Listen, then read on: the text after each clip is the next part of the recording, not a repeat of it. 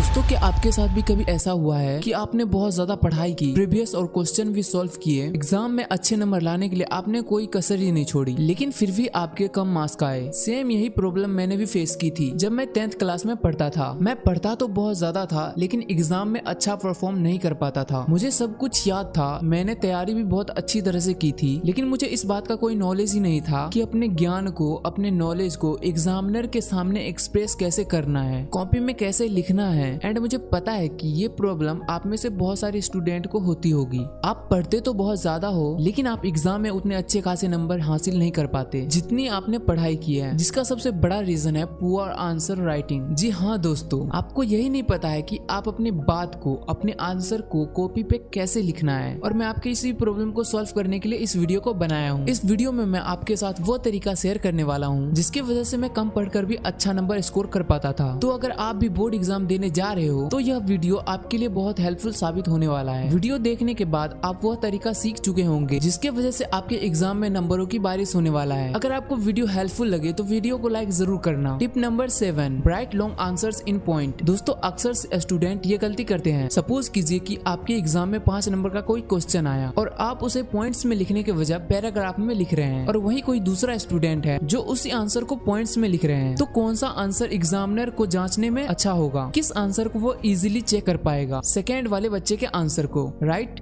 जिसने आंसर को पॉइंट्स में लिखा है। आपको पेपर अटेम्प्ट करते समय एक बात का खास ख्याल रखना है, जितनी ज्यादा एग्जामिनर को कठिनाई होगी, मुश्किल होगी आपकी कॉपी चेक करने में, उतने ही ज्यादा आपके मार्क्स कटने के चांसेस होते हैं। इसीलिए आपके एग्जाम में जो ज्यादा नंबर के क्वेश्चन दिए होते हैं उनको पॉइंट्स में लिखने की कोशिश करनी है। लेकिन हाँ, कुछ क्वेश्चन ऐसे भी हो सकते हैं जिनका आंसर आप पॉइंट में नहीं लिख सकते हैं, उनका आंसर पैराग्राफ में लिखना होता है, तो वो आपको पैराग्राफ के फॉर्म में लिखने हैं। लेकिन ज्यादातर जो लॉन्ग आंसर है उसे आप पॉइंट्स में लिखोगे तो वो आपके नंबर बनाने में ज्यादातर हेल्प करेगा। लेकिन एक बात तो पक्की है कि आपके नंबर बढ़े या ना बढ़े, लेकिन कटेंगे तो बिल्कुल भी नहीं। Tip number 6, right answer to the point. दोस्तों, जब कोई स्टूडेंट पेपर अटेम्प्ट करना शुरू करता है तो स्टार्टिंग में तो हमारे अंदर बहुत जोश रहता है। हम एक एक दो नंबर वाले क्वेश्चन को भी बातें बढ़ा चढ़ाकर लिख देते हैं। जो क्वेश्चन में नहीं पूछा गया है उसे भी हम चेप देते हैं। इससे होता क्या है कि हमारा बहुत समय बर्बाद होता है और एग्जामिनर को भी बहुत ज्यादा डिस्कम्फर्ट होता है कॉपी को चेक करने में। और बाद में आते हैं 4-5 नंबर वाले क्वेश्चन और फिर हम उनमें उतना आंसर नहीं लिख पाते हैं जितना उसमें जरूरत होता है। इसीलिए हम आपको यही कहना चाहूंगा, आपको आंसर टू द पॉइंट लिखना है। जितना पूछा गया है उतना ही आपको आंसर लिखना है। हमेशा याद रखो, length of the answer is directly proportional to the marks of the question. अगर 1 नंबर का क्वेश्चन है तो 1 से 2 लाइन में उसका आंसर लिख दो। अगर 4 से 5 नंबर का क्वेश्चन है तो एग्जामिनर चाहता है कि उसका डिटेल में आंसर लिखो और उसे अच्छे से एक्सप्लेन करो। Tip number 5, attempt paper in sequence. दोस्तों, अगर मैं आपसे पूछूं कि 2 स्टूडेंट है, एक स्टूडेंट ने पेपर को पूरे सीक्वेंस में अटेम्प्ट किया है और वहीं दूसरे स्टूडेंट पेपर को रैंडमली अटेम्प्ट किया है। जब मन किया पहला क्वेश्चन कर लिया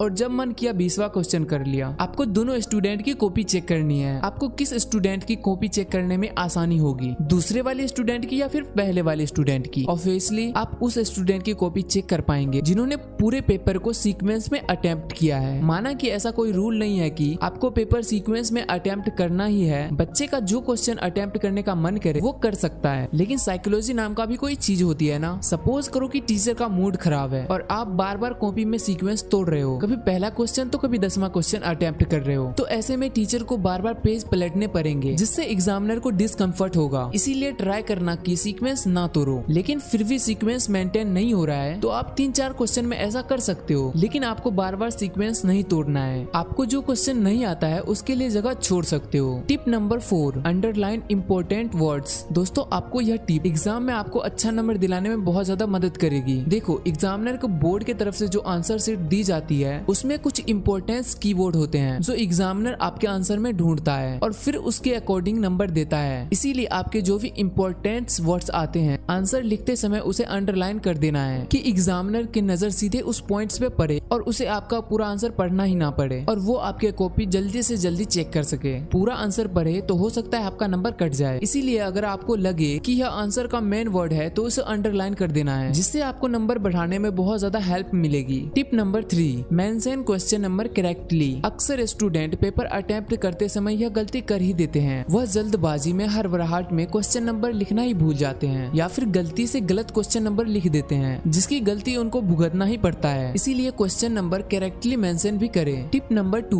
draw line after each question. आपकी हैंडराइटिंग कितनी ही खराब क्यों ना हो, लेकिन आप हर आंसर के बाद एक लाइन खींचते हो तो आपकी कॉपी सुंदर दिखने लगती है और एग्जामिनर को कॉपी चेक करने में भी आसानी होती है। उसे पता चल जाता है कि हाँ ये क्वेश्चन का आंसर यहाँ पे खत्म हो रहा है, आंसर मिक्सअप नहीं होते हैं। ओवरऑल कॉपी सुंदर दिखती है, इसीलिए मैं सजेस्ट करूंगा कि हर आंसर के बाद एक लाइन जरूर खींचे। Tip number 1, attempt all the question. दोस्तों लास्ट बट नॉट लीस्ट, आपको सारे क्वेश्चन अटेम्प्ट करने हैं। ये बहुत से स्टूडेंट को मालूम होगा, इसीलिए सबसे लास्ट में लिया। क्वेश्चन का आंसर नहीं भी मालूम है तो भी उसमें कुछ ना कुछ लिख के आना ही है। क्वेश्चन छोड़ के नहीं आने हैं, छोड़ोगे तो कुछ भी नंबर नहीं मिलेंगे और अटेम्प्ट करोगे तो कुछ नंबर मिल ही जाएंगे, कुछ ना से तो कुछ भी सही। दोस्तों अब वीडियो को समराइज करते हैं। आपको पेपर सीक्वेंस में अटेम्प्ट करना है और इम्पोर्टेंट वर्ड्स को अंडरलाइन करना है। एक भी क्वेश्चन को नहीं छोड़ना है। आपको उस क्वेश्चन से संबंधित जो भी डाटा मालूम है उसे लिख देना है और आंसर को टू द पॉइंट लिखना है। इसके साथ ही स्टार्टिंग में हैंडराइटिंग का भी ध्यान रखना है। एक लाइन में कहूँ तो आपको ऐसा कुछ भी नहीं करना है कि जिससे एग्जामिनर को डिस्कम्फर्ट हो। जितनी जल्दी आपकी कॉपी चेक होगी आपके लिए उतना ही फायदा होगा। यहाँ तक वीडियो देखने के लिए धन्यवाद।